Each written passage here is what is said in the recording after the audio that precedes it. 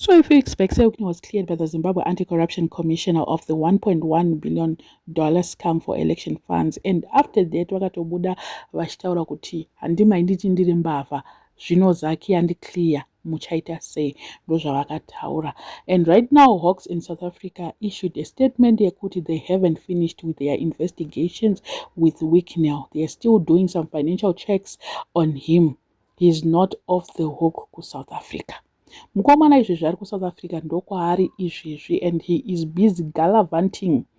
He just bought a $6 million car, 6 million rands car, ndo yaatengwa, not dollars.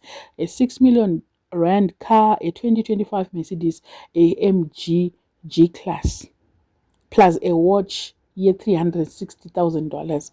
So Mercedes yaatenga iyi akaitenga nezuro, ndopa akaitenga achinyatsoda kuratidza kana kuti ada kuratidza maHawks here kuti ini ndakangwara, I'm still coming to South Africa ndichitospenda more money. You are investigating me, but I'm busy also spending money. 6 million rands yakatobuda nezuro, and we know Wicknell anenge ari busy nekuenda kumashops ana Louis Vuitton ana Gucci, ndoko anoita kakusentin, ndoko anoita shopping yake. Izvezvi ari busy swiping, buying things and the likes.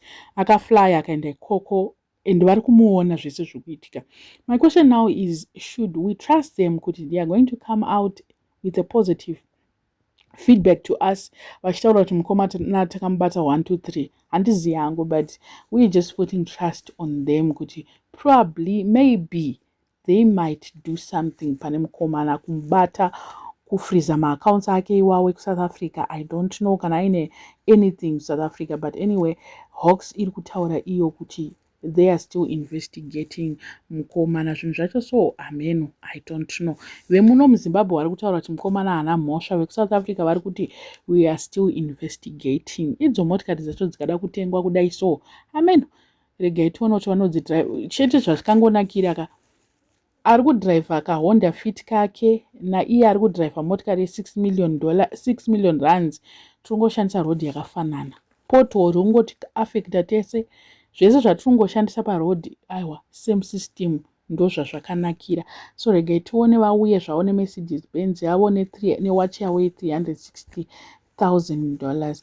I don't know now at this moment kuti nyika yedu iyi, because zviri kuita senge Wicknell is actually bigger than ED. Pakatotaurwa neHawks kuti they are still investigating mukomana ndopa akatoburitsa mapictures ari kumba kwapresident achiti I went and spent time with the president. Baba vake akaenda kunospenda navo, not Christmas but New Year, akaenda kunospenda navo New Year. Apa ndopakabuda message yekutaura iyo kuti mukomana Hawks ichiri kumutsvaga, they are still investigating him.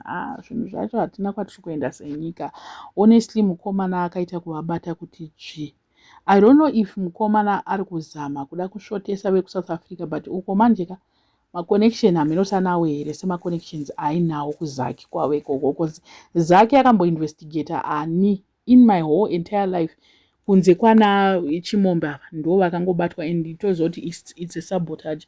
Otherwise Zaki aiwa hapana zvavanomboita vanhu vaiva, they are still they are captured already, vakacapture kudhara, saka vanongobata vanhu vavari kuona vari kuenda against president's wish nevanhu vake chete. Otherwise pari zvino munhu ari kutonga nyika zvake ndeWicknell, uye ndiari kutonga, ende mari ari kuita mari ari kuti kumuona zvedu mari zvaari kuita nemari.